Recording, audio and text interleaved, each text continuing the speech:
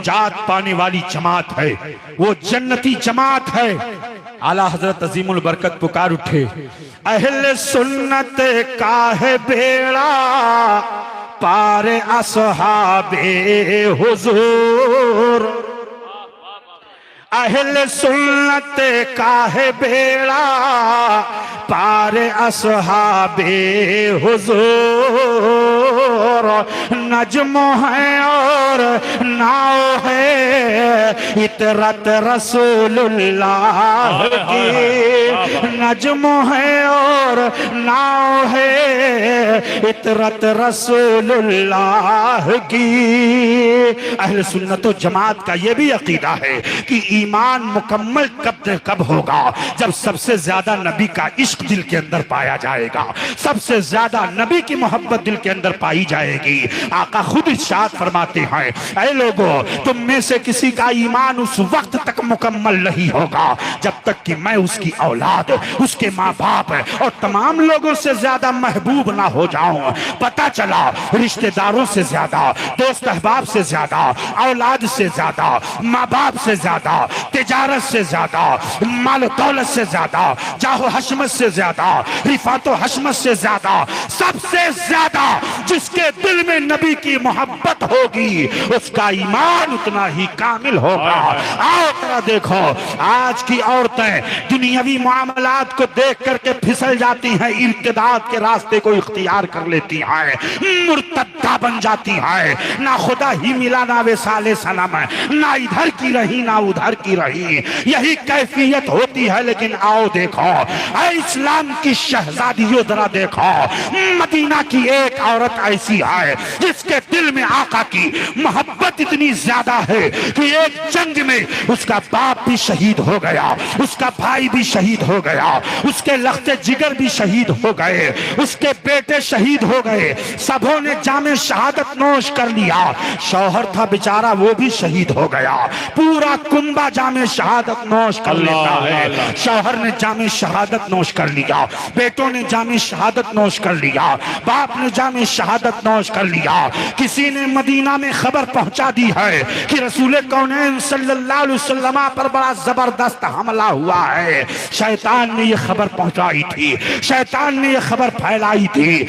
Medina की वो Ashika, Medina की वो मुहिब्बा, वो औरत निकलती है अपने घोड़े पर सवार होकर के, रास्ते में जिससे भी मुलाकात होती है वो दीवाना वार पूछती है, बताओ मेरे मुस्तफ़ा का क्या हाल है, बताओ मेरे महबूब का क्या हाल है, बताओ मेरे आका का क्या हाल है, बताओ मेरे नबी का हाल क्या है, बताओ। किसी ने पूछा तेरा बाप शहीद हो गया, उसके बारे में नहीं पूछेगी, और आगे बढ़ी, बच्चों की शहादत की खबर मिलती है। अब मुझे बताओ उस औरत के दिल पर क्या गुजरी होगी जब बच्चों की शहादत की खबर उसे मिली होगी, जब बाप की शहादत की खबर उसे मिली होगी, जब शौहर की शहादत की खबर उसे मिली होगी। चुनांचे सारे लोग खबर देते जा रहे हैं, मगर वो यही कहती है, बताओ मेरे आका का क्या हाल है, मेरे मुस्तफा का क्या हाल है। ना शौहर की शहादत का ख्याल है, ना घर के किफालत का ख्याल है, कौन मुझे देख रेख करेगा, कौन मेरे लिए कमाएगा, कुछ नहीं सोच रही है, बार बार यही पूछ रही है, बताओ मेरे मुस्तफा का क्या हाल है, बताओ मेरे आका का क्या हाल है। किसी ने आगे जाकर के कहा, मेरे मुस्तफा सलामत हैं, आका सलामत है, नबी कौनैन सल्लल्लाहु अलैहि वसल्लम पर किसी ने हमला नहीं किया, आका सलामत हैं, सही व सालिम है। इतना सुनना था, उस आशिका ने जो जुमला इस्तेमाल किया आज भी इस्लाम की तारीख की किताबों में वो नोट है।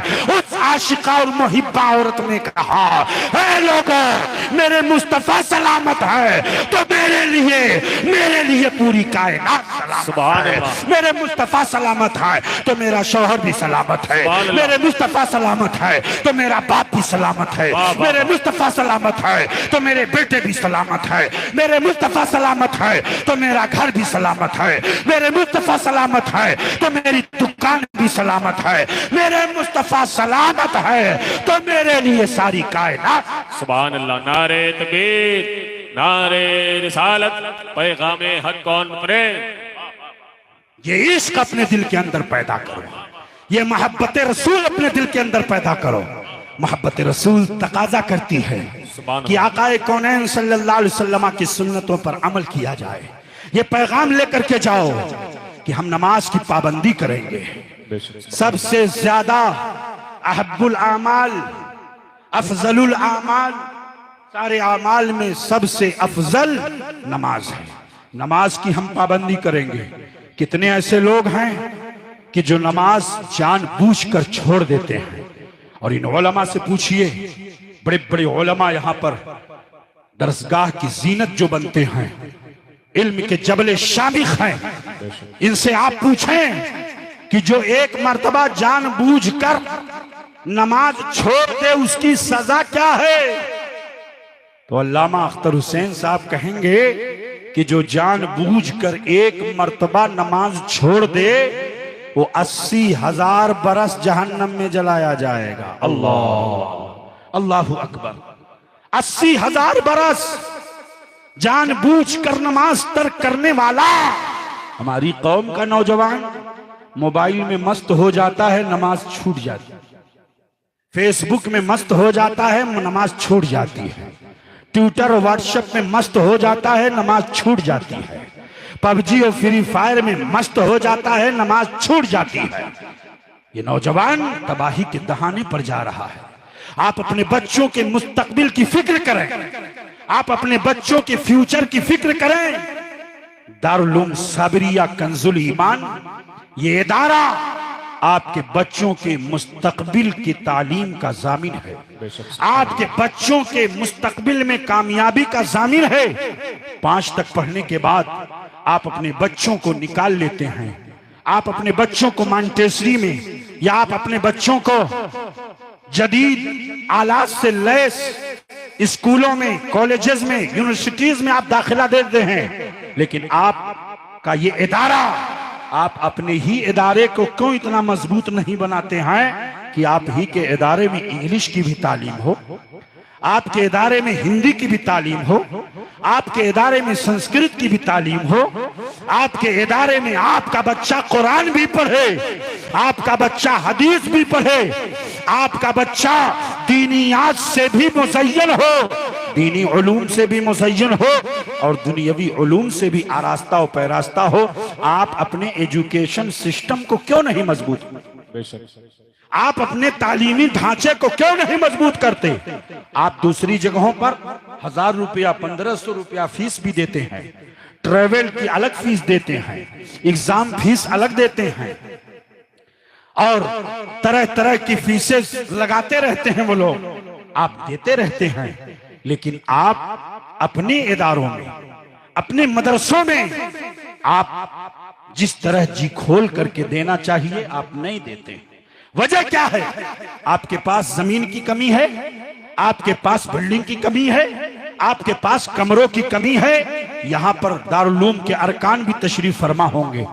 यहाँ पर, यहाँ से, इस इदारे से मोहब्बत करने वाले, ये इदारा चमक रहा है। बच्चियों का इदारा अलग है, बच्चियां तालीम के जेवर से आरास्ता हो रही है। मुझे आप बताओ, एक डॉक्टर जिसे दीनी इल्म से कोई वास्ता ना रहा हो, जिसे दीनी इल्म से कोई वास्ता ना रहा हो, उसने बायो पढ़ा, फिजिक्स पढ़ा, मैथमेटिक्स पढ़ा, इल्म तिब पढ़ा, डॉक्टर बन गया, MBBS बन गया, MD बन गया, तरह तरह के कोर्सेज उसने कर लिया। लेकिन आप मुझे बताओ कि उसको इस्तिंजा करने का तरीका मालूम हुआ? खड़े खड़े पेशाब कर रहा है, डॉक्टर है मगर खड़े खड़े पेशाब कर रहा है, डॉक्टर है मगर खड़े खड़े खाना खा रहा है जानवर की तरह। आधी रोटी जमीन पर और आधी रोटी मुंह के अंदर, बफर सिस्टम में खड़े खड़े खा रहा है। अरे जिस मजहब ने रोटी के एहतराम करने का सबक दिया हो, जिस मजहब ने रोटी के एहतराम का सबक सिखाया हो, मेरे आका इरशाद फरमाते हैं रोटी का एहतराम करो, इसलिए कि जिस कौम के दस्तरखान से रोटी उठ जाती है वो कौम मुहताज हो जाती है, मुफलिस व कल्लाश। रोटी के एहतराम का सबक मजहब इस्लाम ने दिया, मोहब्बत और अखुवत का सबक मजहब इस्लाम ने दिया।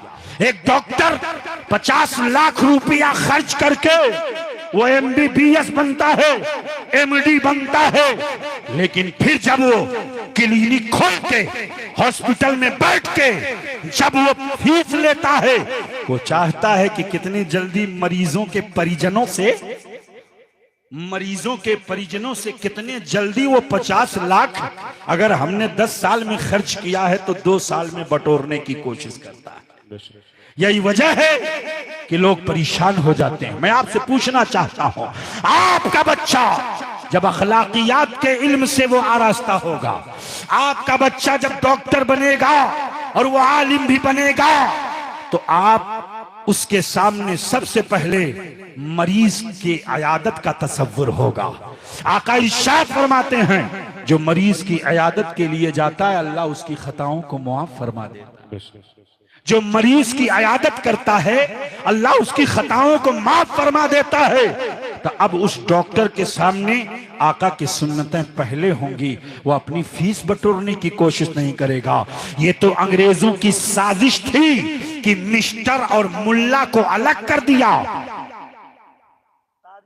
आप वरक दे रहा हूं, हजरत अल्लामा इमाम ग़ज़ाली रहमतुल्लाह अलैह और वक्त का इल्म फलकियात का सबसे बड़ा साइंटिस्ट जिसे अल-बैरूनी कहा गया, अल-बैरूनी इल्म फलकियात का, इल्म मौसमियात का सबसे बड़ा साइंटिस्ट बना, और दोनों एक ही मदरसे के छत के नीचे इल्म हासिल कर रहे। इमाम ग़ज़ाली ने भी वहीं पढ़ा, इमाम ग़ज़ाली ने भी वहीं इल्म हासिल किया, और अल-बैरूनी ने भी वहीं इल्म हासिल किया। आखिर वजह क्या है कि इसको डिवाइड कर दिया गया, इसे तकसीम कर दिया गया। वही मिस्टर जब खड़े होकर के पेशाब करें तो रोशन ख्याल शुमार किए, वही मिस्टर जब खड़े होकर के खाना खाएं जानवरों की तरह, वही मिस्टर जब खड़े होकर के पेशाब करें जानवरों की तरह, तो रोशन ख्याल शुमार किए जाएं। और अगर कोई मौलाना, कोई आलिम दीन बता दे कि बाबू खड़े होकर के खाना ये जानवरों का तरीका है और बैठ करके खाना मुस्तफा जाने रहमत का तरीका है, अल्लाह के रसूल सल्लल्लाहु अलैहि वसल्लम की सुन्नत है, आओ खाओ, तो किस तरह खाना चाहिए, किस तरह इस्तिंजे के लिए जाना चाहिए, किस तरह रोटी का एहतराम करना चाहिए, ये सबक आपको ना यूनिवर्सिटी से मिलेगा, ना कॉलेज से मिलेगा, ये आपको ना स्कूल से मिलेगा। अगर मिलेगा तो सिर्फ आपको मदारिस अरबिया, सुभान अल्लाह, सुभान अल्लाह, मदारिस अरबिया से मिलेगा। अरबी मदारिस से बच्चों के ज़हनो फिक्र में ये डाला जाता है कि माँ बाप का एहतराम कैसे करना है, भाई का एहतराम कैसे करना है, घर में जाना है तो कैसे सलाम करना है, घर से बाहर आना है तो सलाम करके आना है, मदरसे में आना है तो उस्ताद का एहतराम करना है, मदरसे से जाना है तो उस्ताद की तकरीम करना है। कैसे एक इंसान को इंसानियत का सारा सबक अगर पढ़ाया जाता है तो सिर्फ मदारिस अरबिया में पढ़ाया जाता है। ना उनके अंदर बगावत का उन्सुर होता है, ना उनके अंदर प्रोटेस्ट का उन्सुर होता है। आप जरा देखिए, यूनिवर्सिटीज में स्टूडेंट की यूनियन कायम है, वो यूनियन जिस तरफ चाहे रुख फेर देती है। वाइस चांसलर को अगर चपरासी बनाना है तो चपरासी बना देती है, और चपरासी को वाइस चांसलर बनाना है तो वाइस चांसलर। लेकिन तलबा के अंदर तालिबान उलूम नबुव्वत मुस्तफा जाने रहमत सल्लल्लाहु अलैहि वसल्लम के दीन के सच्चे वारिस, ये उलमा की जमात, ये मुस्तफा जाने रहमत सल्लल्लाहु अलैहि वसल्लम के वारिसीन, ये जहां जाते हैं रहमत का फूल लेकर के जाते हैं, ये जहां चाहते हैं मोहब्बत का फूल लेकर के जाते हैं, ये उल्फत व मोहब्बत का सबक पढ़ाते हैं। इसलिए मैं आपसे गुजारिश करूंगा, अपने एजुकेशन सिस्टम को मजबूत कीजिए, आप अपने इदारों में खर्च कीजिए, उसके एजुकेशन सिस्टम को इतना मजबूत कीजिए। आप क्या अंग्रेजी नहीं जानते? अल्हम्दुलिल्लाह, हमारा दारुल अलीमिया जमदा शाही जो मशरिकी यूपी का एक अजीम शान इदारा है, वहां से पढ़े हुए तलबा अलीगढ़ जाते हैं। मुस्लिम यूनिवर्सिटी में जब पहुंचते हैं तो वहां के जो प्रोफेसरान हैं उनका यह कहना है कि दारुल उलूम अलीमिया से पढ़ने वाले तलबा जब यहाँ आते हैं तो हम उनका दाखिला इस तौर पर लेते हैं कि वो निहायत काबिल रहते हैं, बासलाहियत रहते हैं। हमारे यहाँ से पढ़े हुए तलबा प्रोफेसर भी बन रहे हैं, डॉक्टर भी बन रहे हैं। कोई आर्मी कैंप में बच्चों, आर्मी के बच्चों का, फौजियों के बच्चों को पढ़ाने का काम कर रहा है। दारुल उलूम अलीमिया जमदा शाही ऐसा अज़ीमुश्शान इदारा है। जामिया मिल्लिया, जामिया हैदराबाद, जम्मू कश्मीर यूनिवर्सिटी और दीगर इदारों से, यूनिवर्सिटियों से दारुल उलूम अलीमिया का इल्हाक है। दारुल उलूम अलीमिया की सनद वहां पर पहचानी जाती है, जानी जाती है, तस्लीम की। मैं आपसे पूछना चाहता हूं, अपने तालीमी इदारों को, अपने मकतब को मजबूत कीजिए। अल्लामा अख्तर हुसैन साहब हैं, ये चाहते हैं कि आपका बच्चा इल्मे दीन के जेवर से भी आरास्ता हो, दुनियावी उलूम से भी मुज़य्यन हो। इसलिए आप यहाँ के जो असातिज़ा हैं उनकी कद्र कीजिए, उनका एहतराम कीजिए और जदीद तालीम देने वाले ऐसे मास्टर्स का इंतखाब कीजिए जो आपके बच्चों को फिजिक्स भी पढ़ा सकें, आपके बच्चों को बायो भी पढ़ा सकें, आपके बच्चों को रियाजी इल्मे मैथमेटिक्स भी पढ़ा सकें, हिसाब भी पढ़ा सकें। तो आपका बच्चा जब मजबूत होगा बुनियादी एतबार से तो आगे चल करके वो किसी भी फील्ड में जा सकता है। वो IAS का एग्जाम, पब्लिक सर्विसेज कमीशन के जितनी भी एग्जाम्स होते हैं वो सारे एग्जाम, IAS, PCS, नेट, बेट, जितने भी एग्जाम होते हैं उन एग्जाम में आपका बच्चा शिरकत करे और दुनियावी एतबार से जो बड़े बड़े ओहदे हैं, हुकूमती सतह पर जो बड़े बड़े ओहदे हैं, उन ओहदों पर आपका बच्चा विराजमान हो, आपका बच्चा बैठता हुआ नजर आए और हमारे बच्चे अल्लाह ताला उनको समझ अता फरमाए। ये फ्री फायर और PUBG ही में बेचारे मसरूफ रहते हैं। क्या करें, 10वीं का एग्जाम देते हैं तो 60%, 55%, बहुत ज्यादा हाई लेवल का हो गया तो 70%, 12वीं में बैठते हैं। देखो हर चीज और हर मैदान मेहनत तलब करता है। आप अगर मेहनत नहीं करोगे तो आप सोचो कि जाहिर सी बात है 700 सवालात 3 घंटे के अंदर हल करना कोई आसान बात? कोई आसान बात है? 700 सवालात 3 घंटे के अंदर 12-12 घंटे मुसलसल जो बच्चे पढ़ते हैं और पढ़ने में उनका टैलेंट होता है, टैलेंटेड तलबा होते हैं, टैलेंटेड स्टूडेंट होते हैं, तभी वो जा करके ऐसे एग्जाम्स पास कर पाते। अपने बच्चों को पढ़ाओ तभी आपका बच्चा आगे बढ़ेगा। आज आलम यह है कि मदरसे में अगर पढ़ रहा है, सो रहा है, उठ ले, जल्दी जा, भागता क्यों नहीं है, जल्दी से उसको भगा। और अगर इंग्लिश में पढ़ रहा है तो माँ है बेचारी 1 घंटा पहले में उठ करके टिफिन देना है, कपड़ा धोना है, टाई पहनाना है, 1 घंटा पहले ही बस के इंतजार में लेकर के बस्ता खड़ी रहती है। मैं आपसे पूछना चाहता हूं, आपका बच्चा क्या नहीं कर सकता? आपने अपने बच्चे के दिल के अंदर इल्म का एहसास ही नहीं जगाया, तालीम और ताल्लुम का जज्बा आपने पैदा ही नहीं किया। आप अपने बच्चे को 3 साल का बच्चा हो, 3 साल से 5 साल तक, 4 साल तक आप अपने बच्चों को नर्सरी में first, senior KG, junior KG इसमें आप दाखिला लगा बच्चों को पढ़ाएं। शुरू ही से आपके बच्चों की नशोनुमा जब तालीम और ताल्लुम के माहौल में होगी, उसको एहसास होगा कि मेरा बाप चाहता है कि मैं पढ़ूं, मेरी माँ चाहती है कि मैं पढ़ूं, मेरे घर वाले चाहते हैं कि मैं पढ़ूं। वो वक्त का पाबंद होगा, वक्त की पाबंदी करेगा वो, और जब वक्त की पाबंदी करेगा तो आप समझ जाइए कि तालीम के लिए वक्त की पाबंदी बहुत जरूरी है। जो कौम वक्त की पाबंदी नहीं करती है वो कौम तरक्की के रास्तों से पीछे रह जाया करती है। इसलिए पढ़ो और खूब पढ़ो मेरे प्यारों।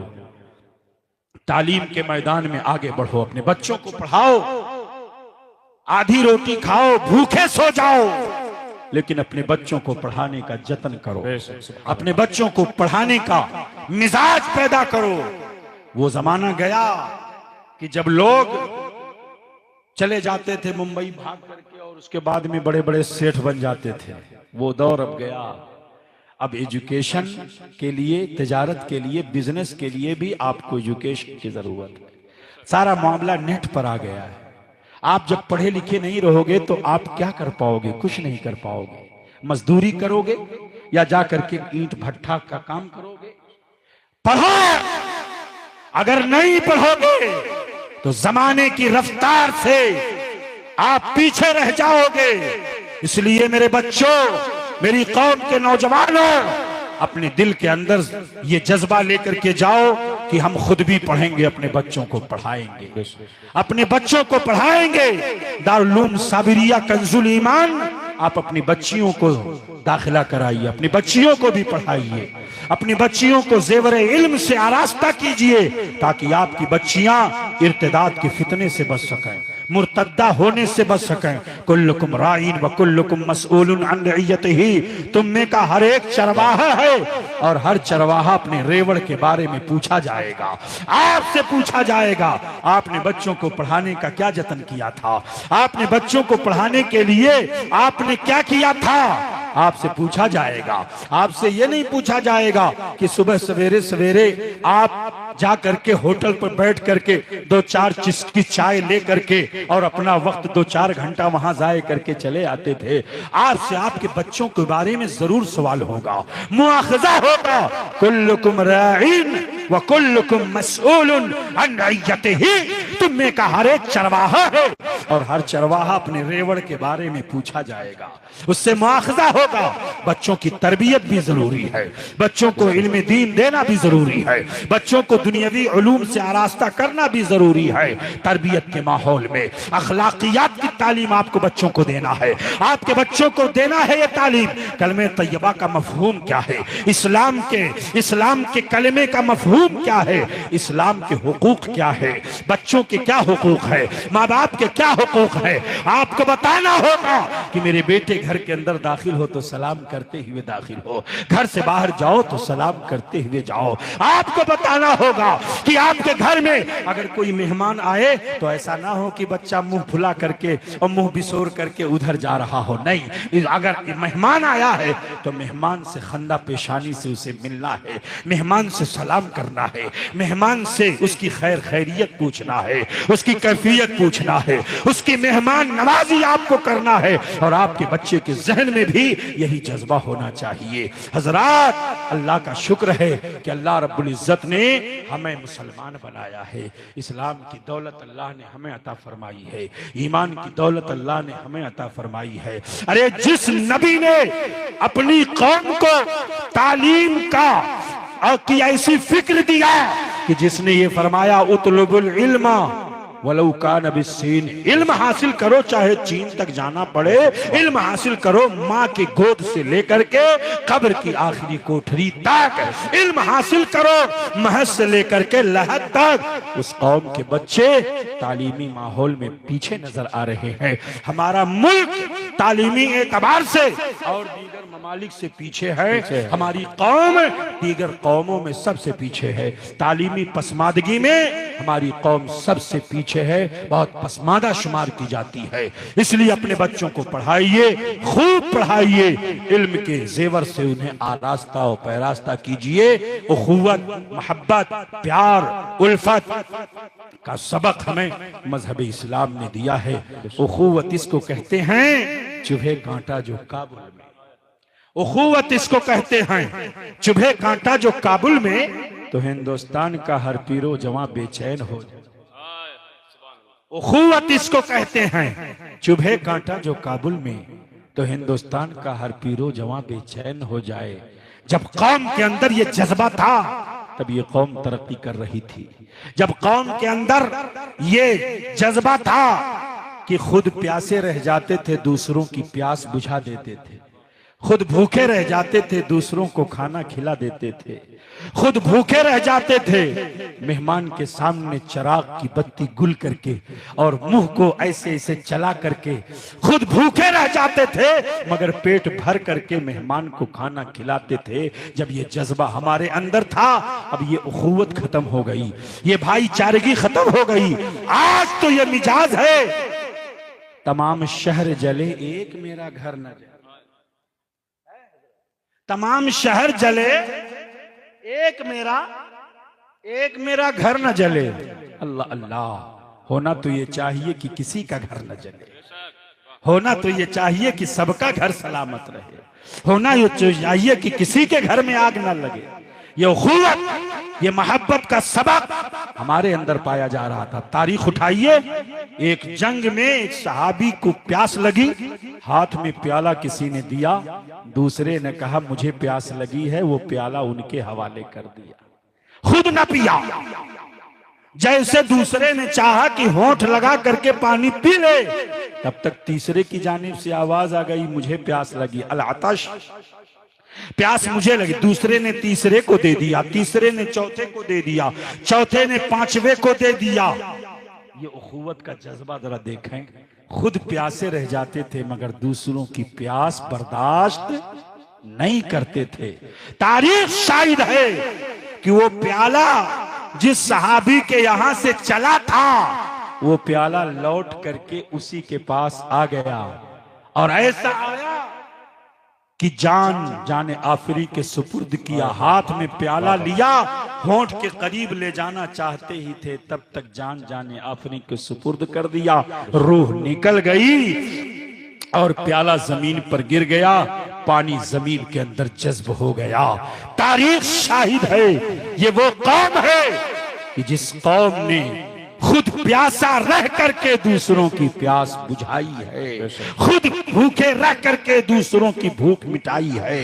ये जज्बा जब तक हमारे अंदर था, हमारी कौम तरक्की कर रही थी। कलमे तैयबा की बुनियाद पर सुहैब रूम से आए, बिलाल हबश से आए, आका की सोसाइटी के मेंबर बनते गए। ना वहां कोई गोरा है न काला है, ना अमीर है ना गरीब है, वहां पर तो बस मुस्तफा जाने रहमत का शहदाई है, रब तबारक व तआला की रुबूबियत का मानने वाला और अल्लाह की वहदानियत पर यकीन रखने वाला है। आका ने उसे सीने से लगा लिया। आज तो हमारे मिजाज के अंदर ये पाया जाता है, ये शेख है, ये पठान है, ये दुनिया है, ये फला बिरादरी से ताल्लुक रखता है, ये मोची है, ये फला है, ये फला है। आओ इस्लाम की हकीकी रूह और हक का सच्चा पैगाम सुन करके जाओ। मेरे आका ने इरशाद फरमा दिया, किसी अरबी को किसी अजमी पर, किसी अजमी को किसी अरबी पर, किसी गोरे को किसी काले पर, किसी काले को किसी गोरे पर, किसी अमीर को किसी गरीब पर, किसी गरीब को किसी अमीर पर कोई फौकियत नहीं है सिवाय तकवा के।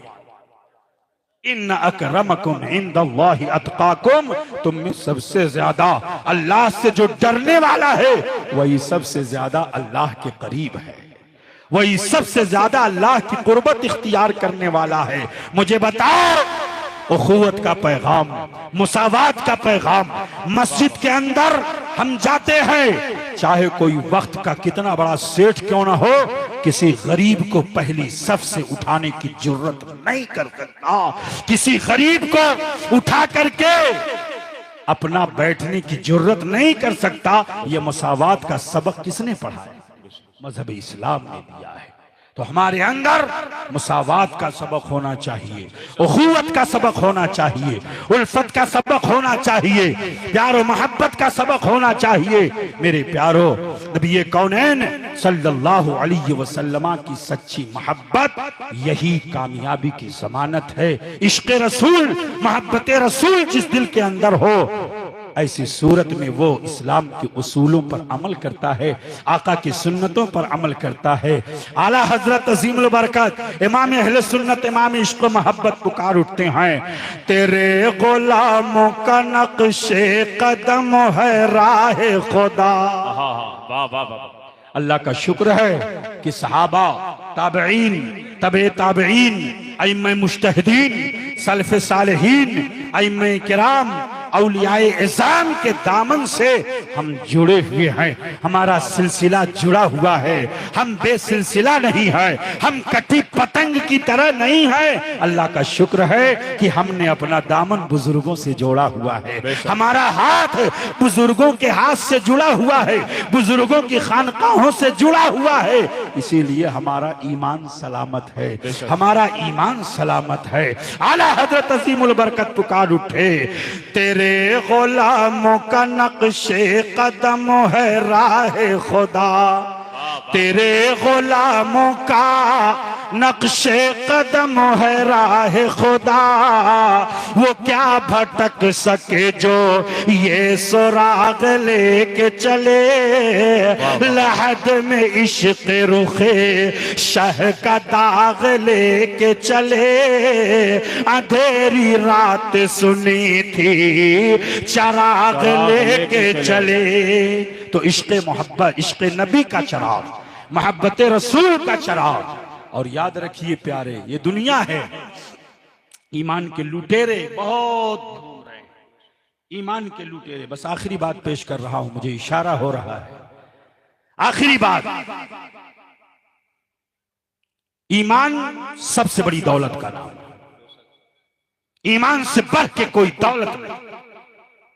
न दुनियावी जाहो हशमत, न डॉलर, न दीनार, न रुपया, न पैसा, न कोई करेंसी, न इख्तिदार, न हुकूमत, न जाहो हशमत, कुछ नहीं। सबसे बड़ी दौलत ईमान है। और ईमान की हिफाजत के लिए हमें क्या करना चाहिए? ईमान की हिफाजत के लिए जरूरत है इस बात की कि अकायदे अहले सुन्नत को जाना जाए, अकायदे अहले सुन्नत पर अमल किया जाए, मामूलात अहले सुन्नत पर अमल किया जाए, बुजुर्गों से अपना रिश्ता मजबूत किया जाए, औलियाए कामिलीन से अपनी मोहब्बत को मजबूत किया जाए, उलमाए हक से राबता किया जाए, उलमाए हक के करीब रहा जाए। जब कोई शुकूक व शुबहात का कोई मामला हो तो इन उलमाए हक से राबता करके शुकूक व शुबहात को दूर कर लेना चाहिए। आला हजरत अजीमुल बरकत फरमाते हैं, उन्हें जाना उन्हें माना न रखा गैर से काम, सुभान अल्लाह। उन्हें जाना उन्हें माना न रखा गैर से काम, लिल्लाहिल हम्द मैं दुनिया से मुसलमान गया, मुसलमान गया। अल्लाह ने कुरान में आपका नाम मुसलमान रखा, तो आप इस दुनिया से जब जाएं और कब्र में आपको लिटाया जाए तो आप मुसलमान बन करके जाएं। या अय्युहल्लज़ीना आमनू, ऐ ईमान वालो, तुम न मरना मगर मुसलमान होकर के। अल्लाह से डरो और मुसलमान होकर के ही मरना, इस्लाम की दौलत लेकर के ही मरना। अल्लाह हमारे ईमान की हिफाजत फरमाए, कहने सुनने में कोई गलती हुई हो रब्बे कदीर माफ फरमाए, हम सबको अमल करने की तौफीक अता फरमाए। पैगामात हक आप लेकर के जाएं, इस पर अमल करने की कोशिश करें।